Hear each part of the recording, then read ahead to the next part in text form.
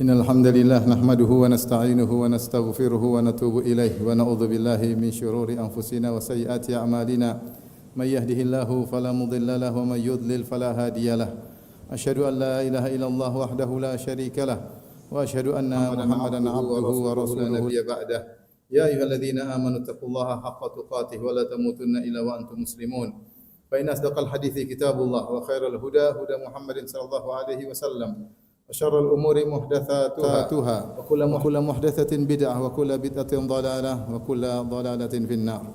Ma'asyiral muslimin, usikum wa nafsi bittaqwallah faqad fazal muttaqun. Sungguhnya di antara cita-cita setiap mukmin adalah menjadi yang terbaik di sisi Allah Subhanahu wa taala. Jika seorang telah menjadi yang terbaik di sisi Allah, tentunya dia akan mendapatkan surga yang terbaik pula. Dan di antara sarana untuk menjadi manusia terbaik di sisi Allah adalah menjadi manusia yang paling bermanfaat bagi masyarakat dan sekitarnya. Rasulullah SAW bersabda, khairukum anfa'ukum linnas.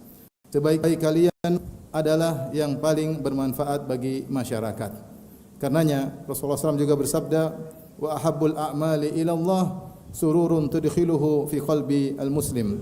Dan amalan yang paling dicintai oleh Allah Subhanahu wa taala adalah kebahagiaan yang kau masukkan ke dalam hati seorang muslim. Oleh karenanya manusia yang paling bermanfaat adalah manusia yang paling berkah. Ketika suatu hari Rasulullah SAW berkumpul dengan para sahabat, kemudian Rasulullah SAW bertanya kepada mereka, kata Rasulullah SAW, akhbiruni bisyajaratin la tahatu waraquha. Kabarkanlah kepadaku wahai para sahabatku tentang suatu pohon yang di mana daun-daunnya tidak pernah gugur. Tu'ti ukulaha kullahinin, yang senantiasa memberikan buahnya setiap saat. Dalam sebagian riwayat Nabi SAW berkata, inna minasyajari lama barakatuhu kabarakatil muslim. Sungguhnya di antara pohon-pohon ada sebuah pohon yang keberkahannya seperti keberkahan seorang muslim. Fahadithuni ma huwa, kabarkanlah kepadaku pohon apakah itu. Maka kemudian Rasulullah SAW menjelaskan ternyata pohon yang dimaksud adalah pohon korma. Para ulama menjelaskan kenapa pohon korma diperumpamakan seperti seorang muslim yang penuh dengan keberkahan. Ternyata pohon korma dari pangkal sampai ujung semuanya bermanfaat. Daunnya bermanfaat, batangnya bermanfaat, semuanya ya. Buahnya bermanfaat tentu saja, bahkan bijinya bermanfaat. Dijelaskan oleh para ulama, seluruh bagian korma tidak ada yang terbuang, semuanya bermanfaat. Maka hendaknya seorang muslim pun demikian, dimanapun dia berada, dia memberi keberkahan kepada orang-orang di sekitarnya. Jika dia berada di tengah keluarganya, maka keberadaannya dirindukan oleh istrinya, dirindukan oleh anak-anaknya. Jika dia berada di tengah keluarga besarnya, maka keberadaannya dinanti-nantikan oleh ayah dan ibunya, dinanti-nantikan oleh kakak dan adiknya. Bukan sebaliknya, seorang muslim di mana dia berada malah membuat masalah, tidak diharapkan kedatangannya, bahkan diharapkan dia tidak hadir bersama mereka. Oleh karenanya Nabi Isa alaihissalam ketika dia bermukjizat dengan berbicara, maka ucapan yang pertama dia ucapkan, dia mengatakan qala inni abdullah atani alkitaba wa ja'alani nabiyya wa ja'alani mubarakan aina ma kuntu wa awsani bis salati waz zakati ma dumtu hayya. Kata Nabi Isa ketika dia berbicara di hadapan kaumnya, ketika masih digendong oleh ibunya, dia berkata, ini Abdullah, sungguhnya aku adalah hamba Allah. Atani al-kitaba, Allah berikan kepadaku al-kitab, maksudnya adalah Injil. Wa ja'alani nabiyya, dan Allah menjadikan aku seorang nabi. Wa ja'alani mubarakan aina ma kuntu, Allah menjadikan aku berkah dimanapun aku berada. Para ahli tafsir menyebutkan tentang makna kenapa Nabi Isa disifati penuh berkah dimanapun dia berada, kembali kepada dua makna. Pertama, kana mualliman lil khair. Nabi Isa selalu mengajarkan kebaikan dimanapun dia berada. Di setiap perkumpulan, maka dia mengajarkan kebaikan kepada orang-orang di sekitarnya. Kemudian tafsiran kedua, kana qadda'an li hawaijin nas. Beliau adalah orang yang suka memenuhi kebutuhan hajat-hajat orang-orang. Kalau ada orang di sekitarnya perlu sesuatu, maka sebisa mungkin beliau memenuhi kebutuhan tersebut. Beliau menghabiskan waktunya untuk membagi kebaikan, menyebarkan kebaikan kepada orang-orang di sekitarnya. Oleh karenanya beliau dikatakan mubarak, yaitu nabi yang penuh keberkahan dimanapun dia berada karena memberi manfaat kepada orang-orang di sekitarnya. Demikian pula kalau kita melihat hadis-hadis yang lain yang juga Nabi sallallahu alaihi wasallam menjelaskan tentang keterbaikan, maka banyak di antara hadis-hadis tersebut yang terkait dengan berbuat baik kepada orang lain. Contohnya Nabi sallallahu alaihi wasallam bersabda, "Khairukum khairukum li ahlihi wa ana khairukum li ahli." Sebaik-baik kalian yaitu di sisi Allah adalah yang terbaik bagi istrinya dan aku adalah suami yang terbaik. Maka jika seorang ingin menjadi suami terbaik atau lelaki terbaik di sisi Allah, jadilah dia suami yang terbaik bagi istrinya, yang paling sayang sama istrinya, yang paling mudah memaafkan istrinya, yang paling tidak pelit terhadap istrinya, yang paling care terhadap istrinya, yang siap untuk mendengar curhatan istrinya. Demikianlah kalau ingin menjadi seorang lelaki terbaik di sisi Allah Subhanahu wa taala. Demikian juga dalam hadis yang lain kata Nabi sallallahu alaihi wasallam, "Wa khairul ashabi khairuhum li ashabihi." Sebaik-baik sahabat, sebaik-baik pertemanan, sebaik-baik teman adalah yang terbaik bagi temannya. Itu dia menjadi yang memperhatikan teman-temannya yang lain, siap mendengarkan curhatan teman-temannya. Kalau ada temannya punya keperluan, maka dia siap membantu temannya. Jadilah dia teman yang terbaik di antara teman-temannya, maka jadilah dia lelaki terbaik di sisi Allah Subhanahu wa taala. Bahkan dalam bertetangga, seorang juga punya kesempatan untuk menjadi terbaik di sisi Allah Subhanahu wa taala.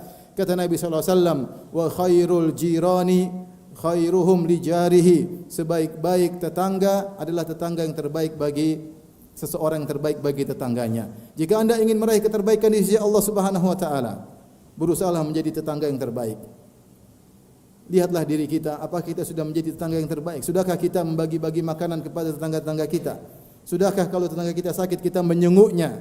Sudahkah kita bertamu untuk menanyakan tentang kondisinya? Apalagi di antara kita banyak tetangganya yang susah hidupnya, banyak yang miskin hidupnya. Maka carilah kesempatan untuk meraih keterbaikan di sisi Allah dengan menjadi tetangga yang terbaik.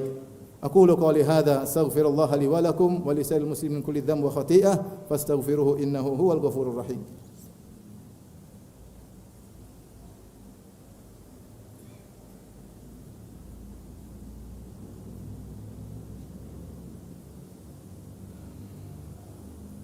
Alhamdulillahi ala ihsani wa syukru lahu ala taufiqihi wa amtinanihi wa asyhadu an la ilaha illallah wahdahu la syarika lahu ta'ziman li sya'nihi wa asyhadu anna Muhammadan abduhu wa rasuluhu adda ila ridwanihi. Allahumma salli alaihi wa ala alihi wa ashabihi wa ikhwanihi.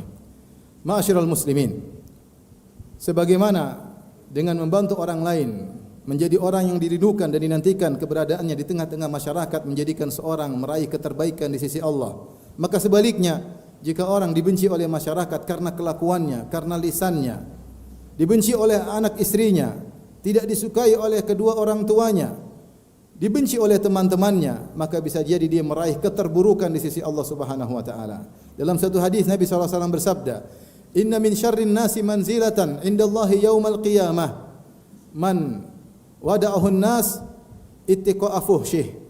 Di antara orang yang paling buruk kedudukannya di sisi Allah pada hari kiamat kelak, bukan kedudukannya di dunia, kedudukannya di sisi Allah. Kapan? Di waktu yang sangat genting, yang menentukan hidupnya neraka atau surga.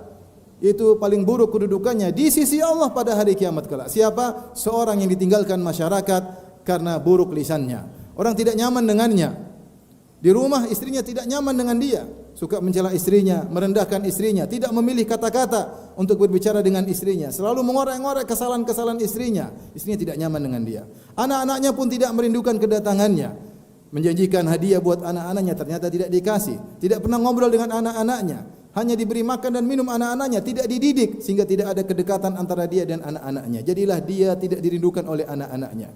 Di tengah keluarganya bermasalah dengan kakaknya, bermasalah dengan adiknya, tidak berbakti kepada kedua orang tuanya, pelit terhadap orang tuanya, ingin berikan sesuatu kepada orang tuanya penuh dengan perhitungan. Jadilah dia dibenci oleh kedua orang tuanya. Orang seperti ini adalah orang yang terburuk di sisi Allah Subhanahu wa taala. Maka seorang waspada, jangan sampai dia tidak diharapkan kehadirannya. Orang bahagia kalau dia tidak datang. Orang bahagia jika dia left, meninggalkan grup, dalam grup WhatsApp misalnya.